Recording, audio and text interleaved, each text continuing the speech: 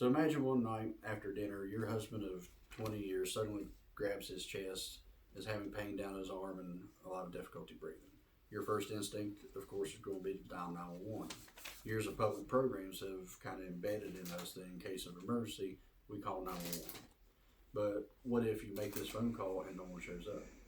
Or what if they do show up, but they're 30 minutes to an hour later than what you first expected them? The National Emergency Number Association reported that over 240 million calls are made each year to 911 centers across the country. Of those, the public safety answering points estimate that 15 to 20% are non-emergent situations. There is a nationwide crisis in emergency responses. There's several factors that contribute to this. Distance to the scene, the correctness of the dispatch information, the ability of paramedics to find the addresses, but most importantly, 911 systems are being bogged down by non-emergent traffic. When this happens, it may leave no ambulances in the area to attend to true emergencies. That's why it's going to be vitally important for the public to understand the difference between a true emergency and non-emergent situations.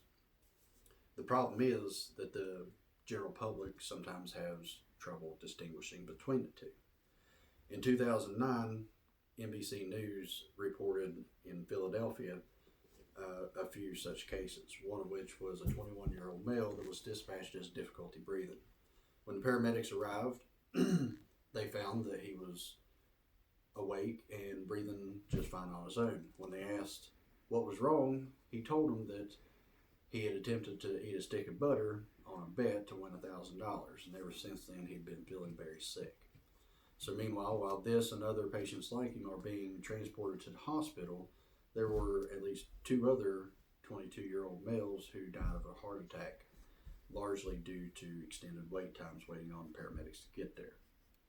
A study by USA Today also found that conservatively there was 1,000 cardiac arrests that ultimately ended in the patients dying, largely due to slower EMS response times.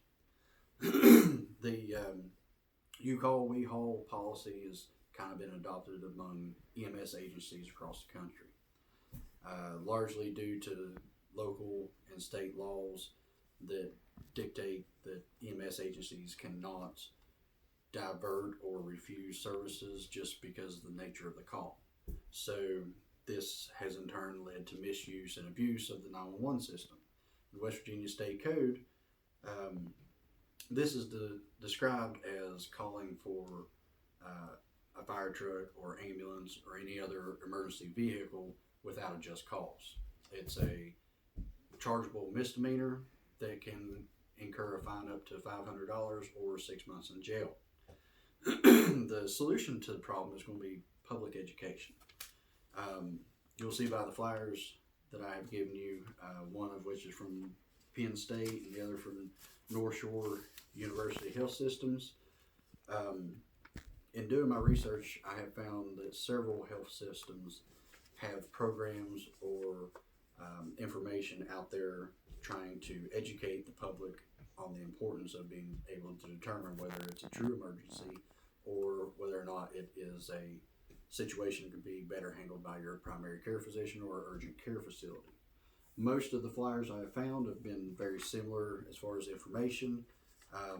They try to help people distinguish between the two situations, and an emergency room visit or calling 911 should be done for life-threatening conditions such as heart attacks, strokes, difficulty breathing, uncontrolled bleeding, unresponsiveness, situations that would be better prepared for a family physician or an urgent care center would be mild allergic reactions, sprains, strains, rashes, cuts, and scrapes, flu, cold-like symptoms, sore throats, mild asthma attacks, nausea and vomiting. So the benefits of being able to distinguish between the two are going to be great. Basically, It's going to decrease these call volumes, which in turn are going to free up more medic units, and also is going to ultimately improve dispatch times and response times. So in summary, being able to answer this simple question of whether or not it is a true emergency or a non-emergent situation can make the difference between someone getting the help that they need or an ambulance arriving too late. I encourage you to take these flyers, study them, educate yourself and others on the importance of distinguishing between the two, and just remember that one day it may be you who is waiting on the ambulance that may or may not get there in time.